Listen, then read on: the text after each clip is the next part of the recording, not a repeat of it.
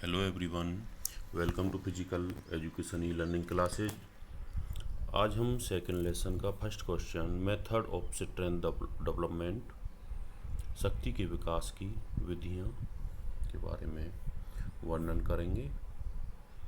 3 common effective method for muscular strength development are. शक्ति के जो विकास की 3 विधियां हैं। फर्स्ट दे रखा है isotonic exercise, second isometric exercise, third दे रखी है आइसोकाइनेटिक एक्सरसाइज। शक्ति के विकास की विधियां कौन कौन सी हैं? First isotonic, second isometric, third isokinetic.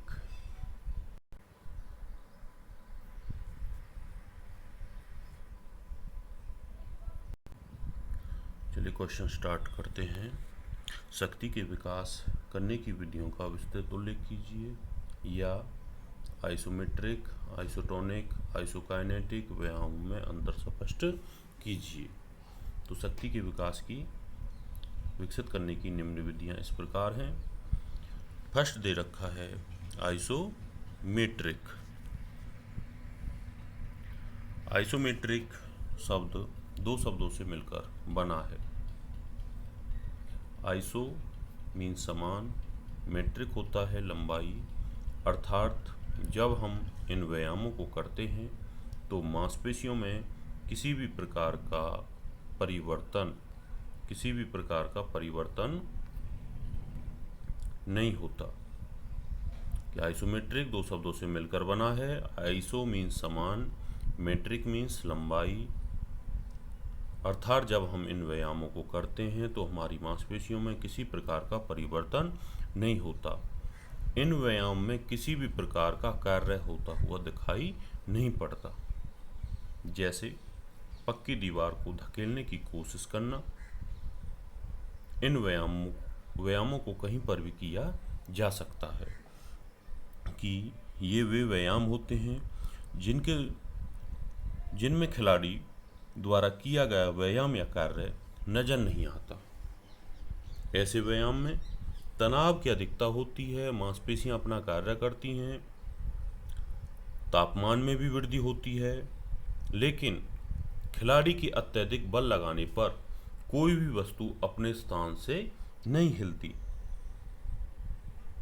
उदाहरण कह सकते हैं जैसे एक दीवार को धकेलना या एक ट्रक को धकेलने के लिए एक व्यक्ति बल लगाता है, परंतु वह जब अत्यधिक भारी होने के कारण अपने स्थान से नहीं हिलता। खिलाड़ी ताकत तो लगाता है, उसकी एनर्जी भी खर्च होती है, लेकिन उसका जो किया हुआ कार्य है वो नजर नहीं आता। जैसे ऊर्जा भी व्यय होती है, कई बार शरीर का तापमान भी बढ़ जाता है और मांसपेशियों की लंबाई तथा मोटाई भी बढ़ जाती है। उसे कहते हैं आइसोमेट्रिक व्यायाम। उदाहरण और भी दे रखे हैं, तीरंदाजी, भार उठाना, जिम्नास्टिक, कह सकते हैं कि बंद दरवाजे को खोलना, पीठ से दीवार को दबाना, डेस्क को हाथ या उंगलियों से दबाना। किया गया कार्य बराबर है बल गुना तय की गई दूरी। जो कार्य करते हैं बल तो लगता है, लेकिन जो वह कार्य होता है वह नजर नहीं आता, लेकिन तय की गई दूरी के शून्य होने के कारण जो किया गया कार्य है वो भी क्या होता है? शून्य होता है। जैसे कोई खिलाड़ी दीवार को धक्का लगाता है, लेकिन दीवार अपनी जगह से नहीं हिलती। कार्य तो कर रहा है, लेकिन जो कार्य का परिणाम है वो क्या है? शून्य है। इसे कहते हैं आइसोमेट्रिक, कि खिलाड़ी का किया हुआ कार्य नजर नहीं आता। इसके बाद सेकंड आइसोटोनिक। आइसो मीन्स समान और टॉनिक मीन्स होता है यहाँ पे तनाव। इस प्रकार के व्यायामों में गतिविधियां स्पष्ट रूप से होती हैं। खिलाड़ी जो भी कार्य करता है वह स्पष्ट रूप से नजर आता है। मांसपेशी की लंबाई बढ़ती है और घटती हुई भी दिखाई देती हैं। 2 प्रकार के होते हैं, एक अनसेंट्रिक, दूसरा कंसेंट्रिक। आइसोटोनिक व्यायाम दो प्रकार के होते हैं, एक अनसेंट्रिक, दूसरा कंसेंट्रिक। जैसे किसी बाल को फेंकना, दौड़ना और भागना, इस प्रकार की क्रियाएं होती हैं। इस प्रकार के संकुचन ज़्यादातर खेलकूद में देखे जाते हैं। इस प्रकार के व्यायामों को उपकरण के साथ या बिना किसी उपकरण के किया जा सकता है।